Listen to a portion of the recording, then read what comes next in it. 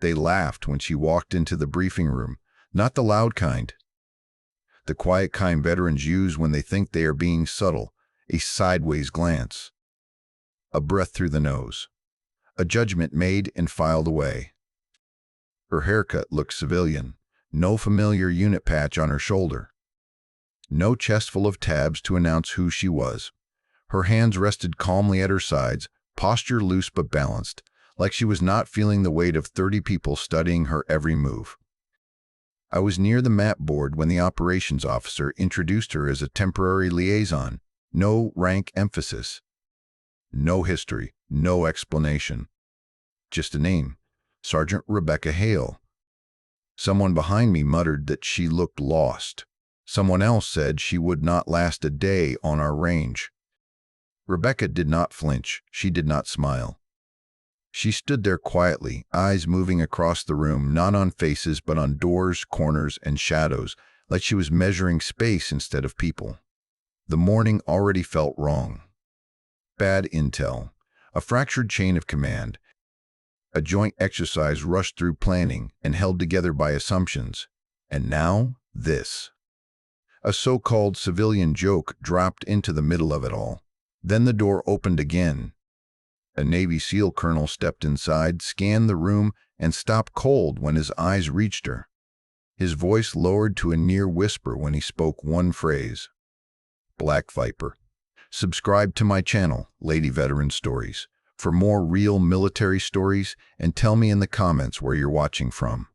I was an Army Logistics Warrant Officer stationed at Redstone Forward Training Annex, a quiet, forgettable installation tucked outside a small Alabama river town called Millbrook Ridge in the year 2013.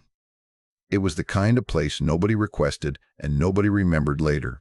We trained there because it was isolated, cheap, and just uncomfortable enough to simulate pressure without drawing attention.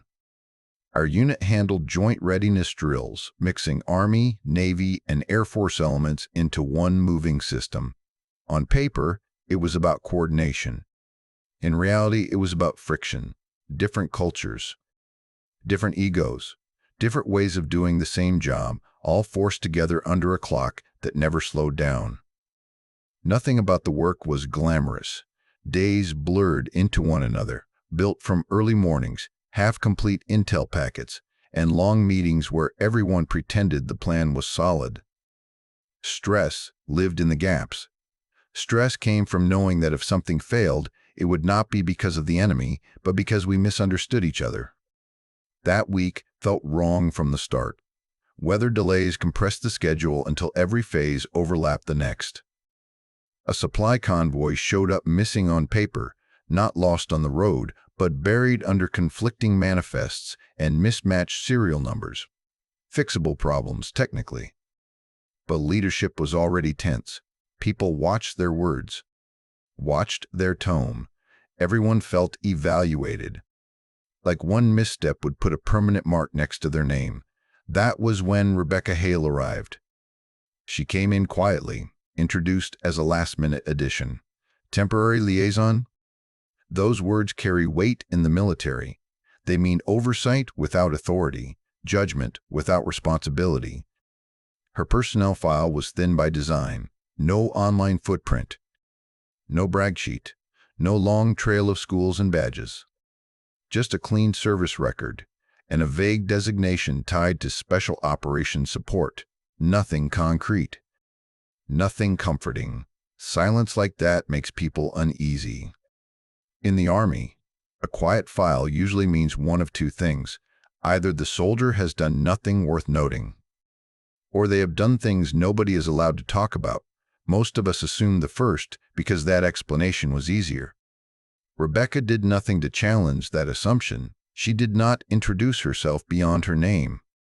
She did not trade stories or correct the jokes whispered just out of her earshot. She did not ask questions during the brief, even when sections were rushed or unclear.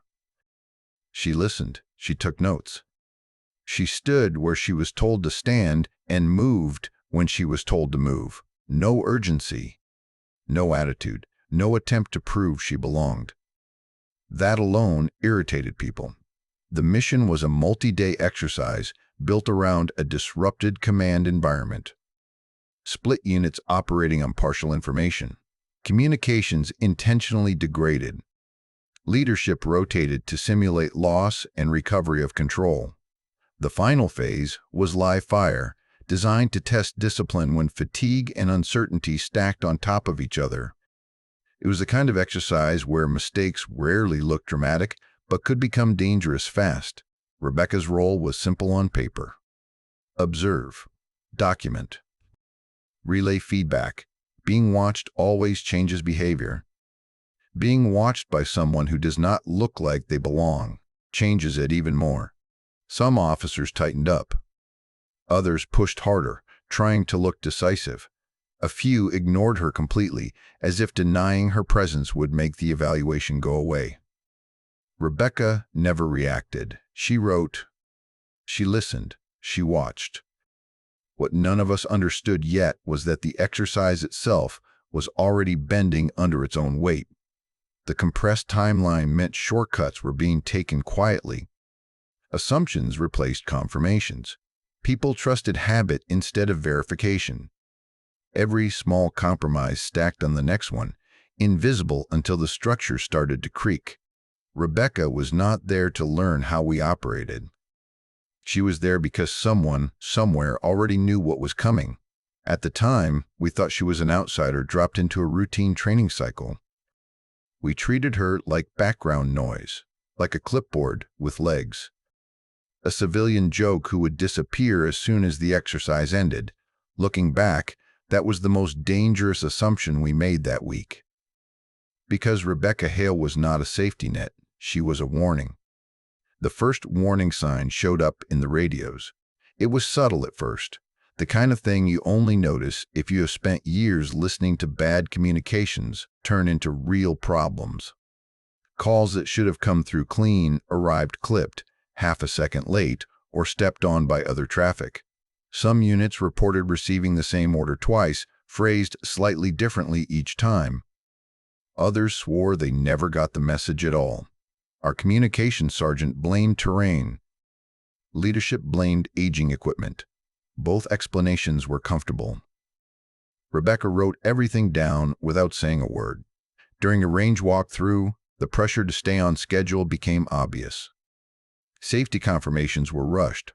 Checks that usually took minutes were waved through with nods and assumptions. A colonel pushed us forward, reminding everyone that delays earlier in the week had already cost us time.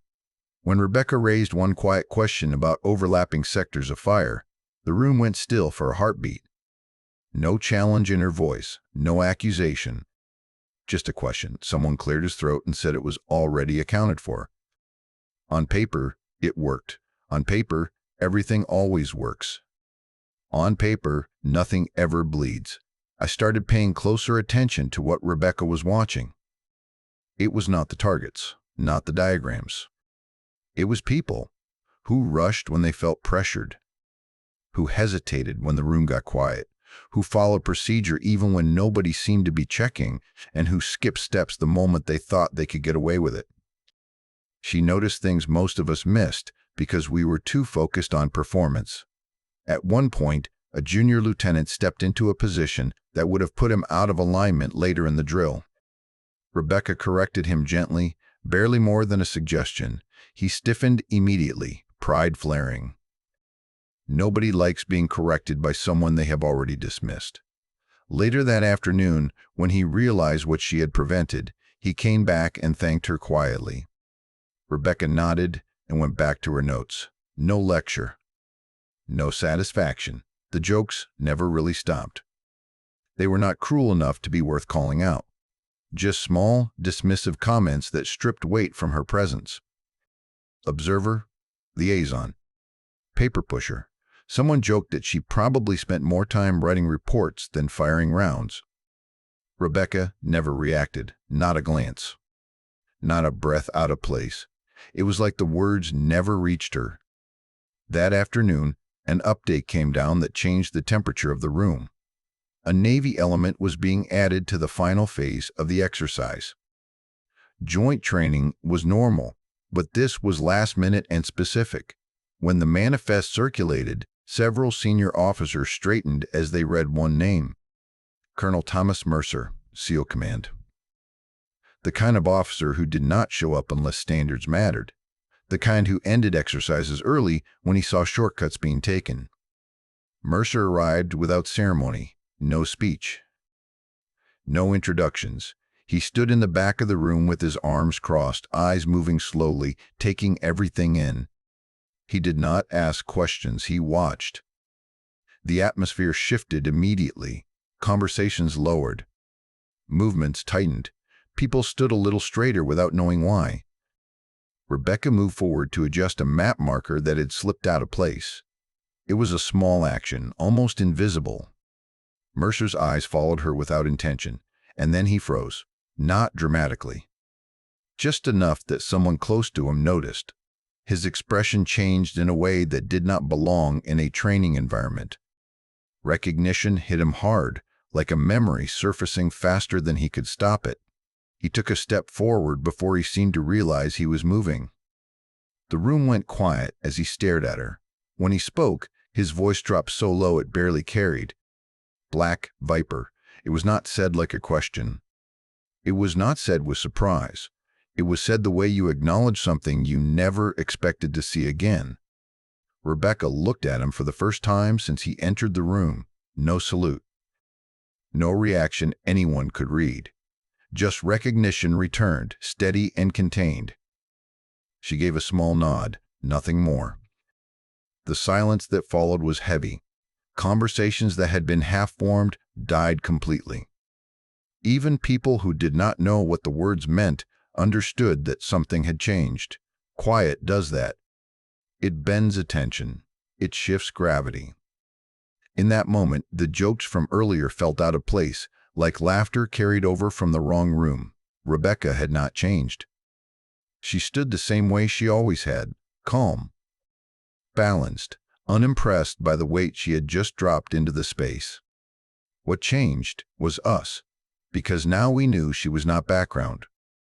She was not there to observe routines or fill a seat. She was something else entirely, something introduced only when someone expected a system to break. And the radios were still cutting out. After the briefing ended, senior leadership pulled Colonel Mercer aside near the back of the room. Their voices stayed low, but their posture gave them away. Something serious had just entered the exercise, and it was not written into the schedule. Rebecca stayed where she was, hands relaxed, eyes forward, as if none of it concerned her. She did not watch them. She did not wait for instructions. She simply stood there, calm and unmoved. Rumors spread faster than orders ever do. People leaned close and whispered. Black Viper was not a nickname meant for open rooms or casual conversation. It belonged to stories told late at night, to after-action reports with entire pages blacked out, to training failures that never made it into official lessons learned. Whatever it meant, everyone understood the same thing. It was not given lightly. The tone of the exercise changed almost immediately. Standards tightened without announcement. Corrections came faster and sharper. Small mistakes that would have been ignored earlier were stopped cold. Rebecca did not ask for authority, but it gathered around her anyway. Questions started coming her direction. Decisions were paused until she nodded. It happened naturally, without discussion, because Colonel Mercer deferred to her openly. And in the military, deference is louder than rank. That night, during a movement rehearsal under low light, a unit drifted out of position and triggered a simulated ambush early. The plan unraveled in seconds. Radios overlapped. Voices competed. People moved without coordination, each trying to fix the problem from their own angle. In the middle of it, Rebecca stepped forward. She did not raise her voice. She did not bark orders or assert control. She spoke clearly, one instruction at a time, redirecting movement, reestablishing spacing, closing gaps before they widened.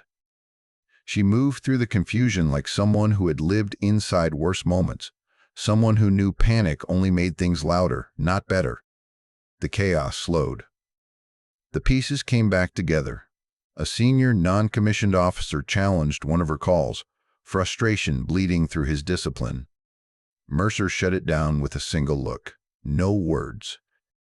No explanation. The message landed harder than any argument could have. Whatever Rebecca Hale had been before that moment, she was not a visitor, and she was not a joke. Later that night, during a quiet break between iterations, I found myself standing near her by the edge of the staging area. The air was cool, the kind that settles after sunset when exhaustion starts to sink in. I asked her, carefully, where the name Black Viper came from. She did not answer right away. When she did, her voice was even, almost distant. She said it was a call sign earned after a mission where silence mattered more than speed, where the wrong noise at the wrong moment would have ended everything. Then she shifted the conversation to something else, asking about convoy timelines like the question had never been asked. That was when the weight of it settled in. We had underestimated someone who had already paid a price none of us could see. Someone who carried experience quietly because loud memories were not survivable. The exercise stopped feeling like training after that. It became a mirror, a chance to see the cracks before they broke people for real. From that point on, every decision felt heavier. Every shortcut carried a consequence. And nobody laughed anymore.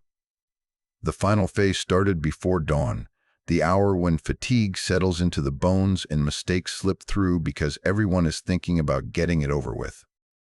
Live fire, reduced communications, simulated casualties layered into real movement, the kind of setup designed to expose cracks, not create heroes.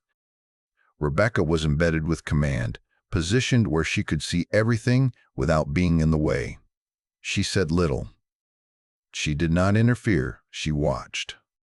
Visibility was low as the sun crept up, the light turning flat and deceptive.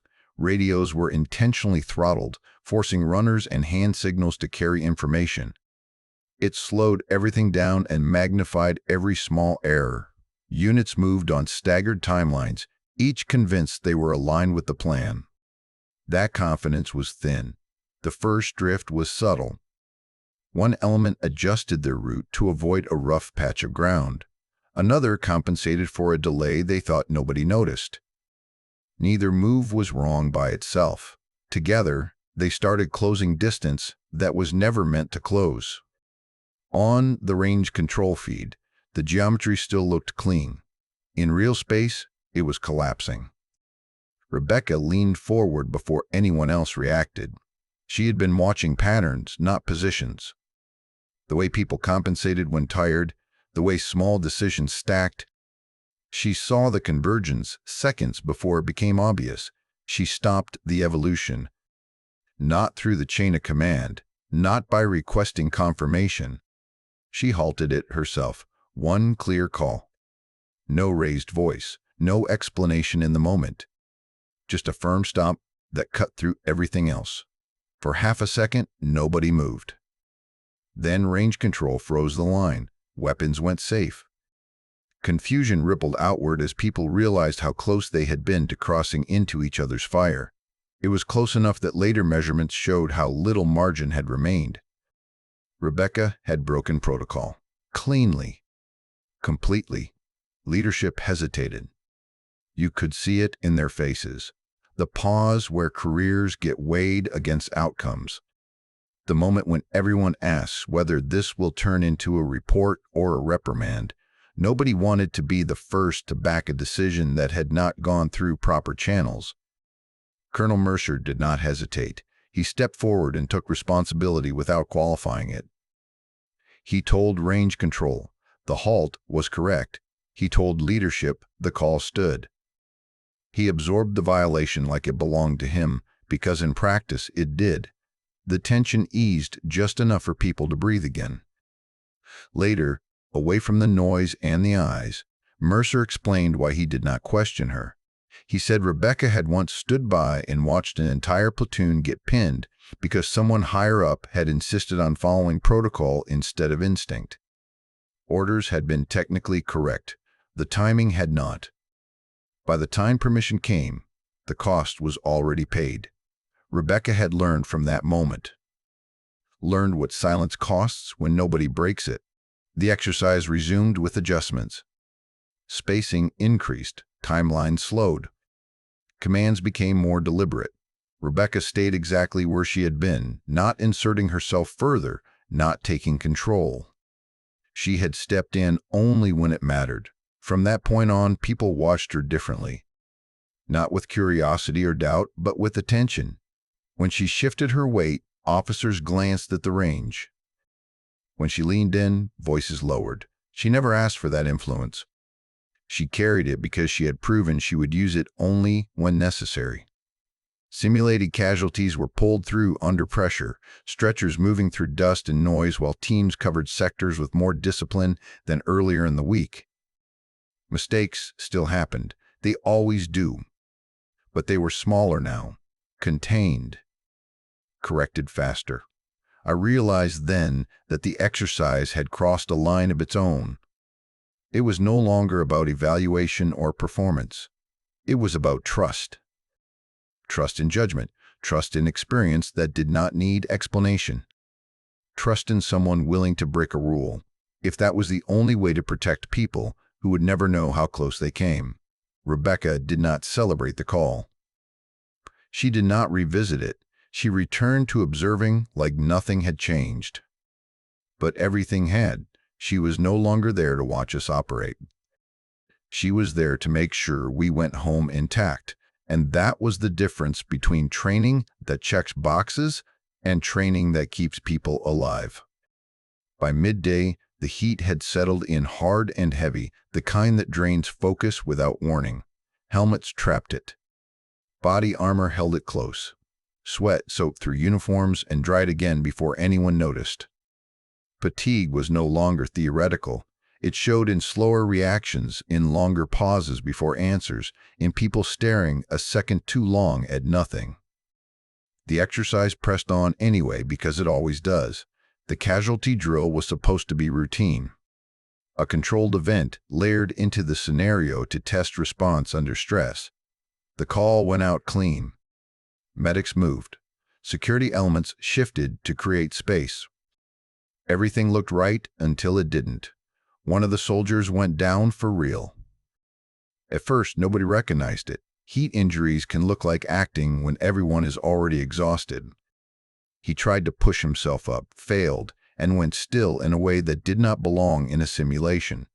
Confusion rippled through the line. Some thought it was part of the drill. Others hesitated, waiting for confirmation. Radios lit up at once, overlapping calls stepping on each other. Orders came in fragments. Too many voices, no single direction. Rebecca moved before panic had time to take hold. She did not shout for attention. She stepped into the space where people were clustering and made room with her hands and her presence. Clear this lane. You stay. You move now. Short sentences, no wasted words. She identified the medics without asking who they were, cleared security where it mattered, and shut down unnecessary radio traffic with a single instruction. The noise dropped enough for the right voices to be heard. Medical got through. Airflow was established. Gear came off fast and correctly. The soldier was conscious again within minutes, confused but breathing. Relief moved through the group quietly, the way it always does when something almost goes wrong and then doesn't. There was no applause. No speech. Rebecca stepped back out of the way as soon as the situation stabilized. She did not linger. She did not explain what she had done or why. She trusted that the people involved understood. Later, as the exercise reset and the heat pressed down again, I realized something I should have learned earlier in my career. Respect in the military does not come from volume. It does not come from rank alone or from the confidence of a loud voice. It comes from certainty, from the kind that cuts through confusion without adding to it. From knowing exactly what matters in the moment and acting on it without hesitation or drama. Rebecca never raised her voice that day. She did not need to. The certainty she carried was enough. And everyone felt it. The real turning point did not come on the range or in the heat or during the confusion of live fire. It came later, in a windowless room with folding chairs, cold air, and the tired silence that follows long days outside. The after-action review was supposed to be routine.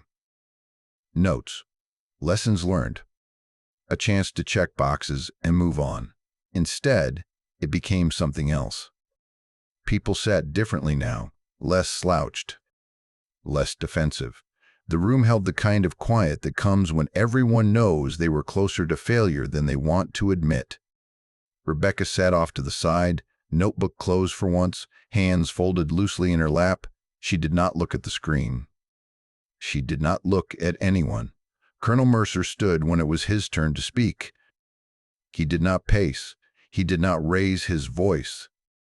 He looked around the room once, slow and deliberate, and waited until every conversation died on its own. He said he wanted to address something that had clearly unsettled people.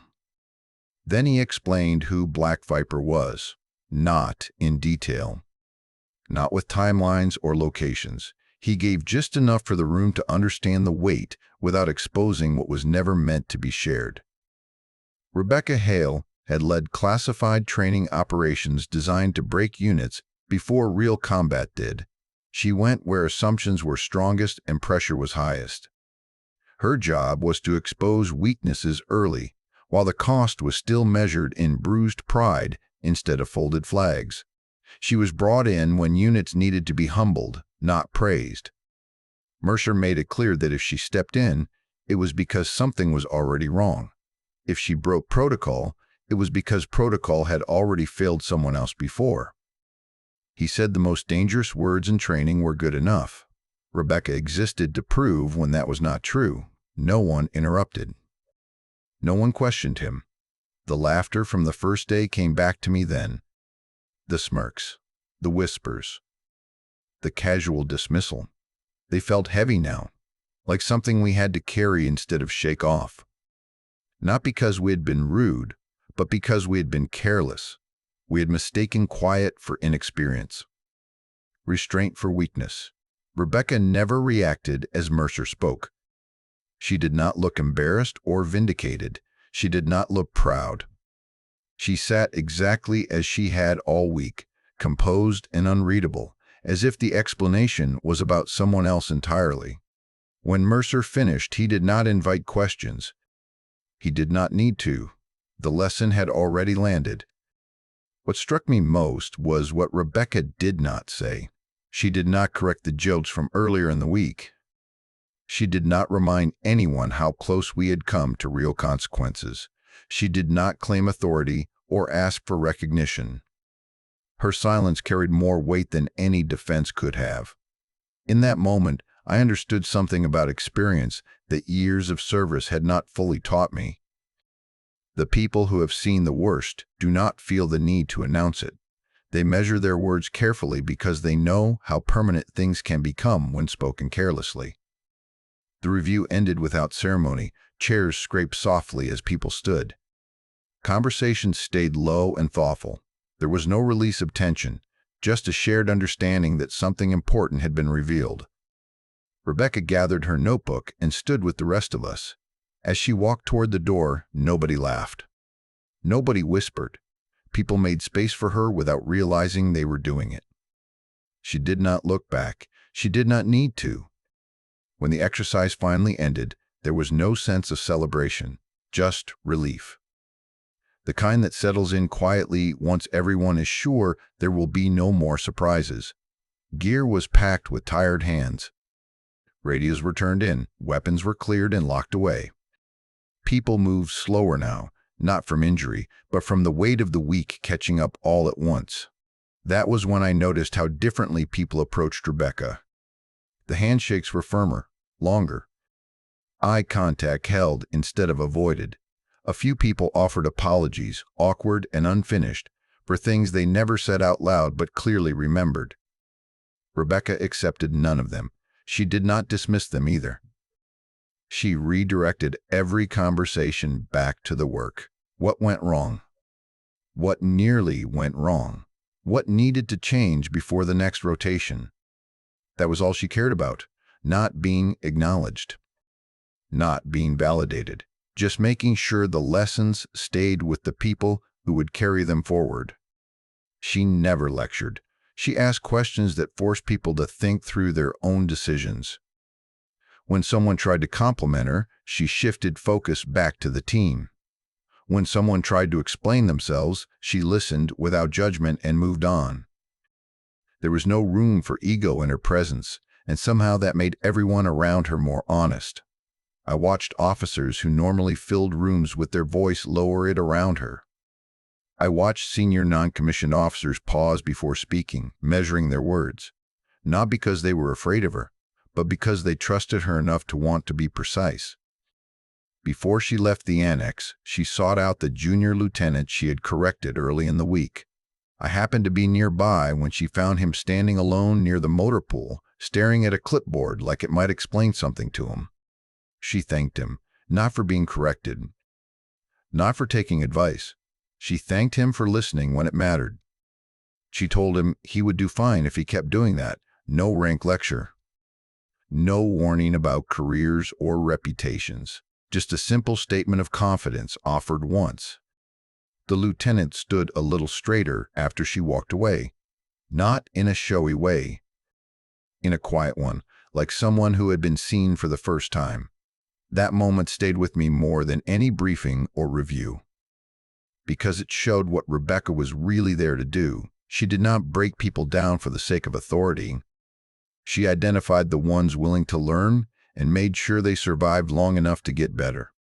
As vehicles rolled out and the annex returned to its usual emptiness, Rebecca disappeared the same way she had arrived. No farewell formation, no formal send-off. One minute she was there, the next she was gone, leaving behind only notes, adjustments, and a changed tone that lingered in the air. People talked about her after she left, but not the way they talked about legends. There was no exaggeration, no attempt to make her larger than she was. They spoke carefully, like people handling something real. The exercise was over. The schedules would reset. New rotations would come through and make their own mistakes. But the lessons she left behind felt durable, quiet, hard to ignore. Rebecca Hale did not stay long enough to become a story told for entertainment. She stayed just long enough to make sure fewer names would be added to lists that never get read out loud, and that mattered more than anything else. I still think about that week, about how close we came to learning a lesson the hard way. Someone we dismissed with jokes and sideways looks ended up protecting us from our own assumptions. Rebecca Hale never corrected the laughter. She never reminded anyone who she was or what she had done. She let the work speak, and the work was enough. In the military, especially for women, silence is often mistaken for weakness. It gets confused with hesitation or lack of confidence. But sometimes silence is restraint. Sometimes it is survival. Sometimes it is what earned experience looks like when it no longer needs permission to exist. Rebecca carried hers quietly because she understood how loud consequences can be. Black Viper was never a threat. It was a warning, a reminder about underestimating people who do not announce themselves, about listening before speaking, about how arrogance becomes dangerous in places where mistakes do not pause, rewind, or reset. In environments like that, confidence without humility costs lives. That memory stays with me, not because of anything dramatic, but because of how ordinary it was in the end. A professional doing her job, a unit forced to confront its blind spots. People walking away intact because someone recognized a problem early and acted without needing approval.